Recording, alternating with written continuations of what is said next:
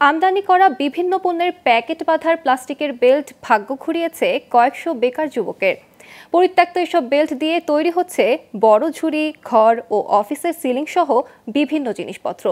এজন্য ঢাকার পাশে ধামরায়ে গড়ে উঠেছে বেশ কিছু কারখানা, আর এসব কারখানায় কাজ করছে আশপাশের অনেক পরিবার। এতে সৃষ্টি হচ্ছে কর্মসংস্থান। ধামরাই থেকে নাজমুল হাসানের তথ্যচিত্রের ডেস্ক রিপোর্ট।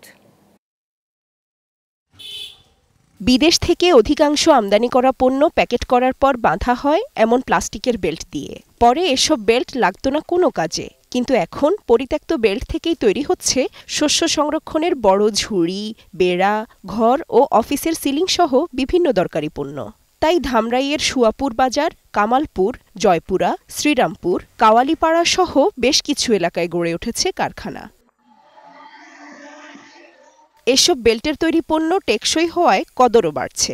এতে কর্মসংস্থান হয়েছে বেশ কিছু পরিবারের। খাওয়া দাওয়া, পোশাক আশাকের কোনো দিক থেকে কোনো কষ্ট নাই। আমাদের গ্রামের লোক সবাই এই কাজ করে, এখন তারা বললো তোমরা ওই কাজ করো, তোমরাও ভালো থাকবে। ঘরের সিলিং, ঘরের চাল, মাটি ফেলানো চেয়ার ইত্যাদি অনেক কিছু বানাই আমরা।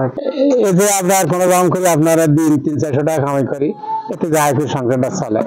পোশাক কারখানা সহ বিভিন্ন কলকারখানা থেকে এই বেল্ট সংগ্রহ করে বিভিন্ন প্রয়োজনীয় পণ্য তৈরি করছেন এখানকার উদ্যোক্তারা।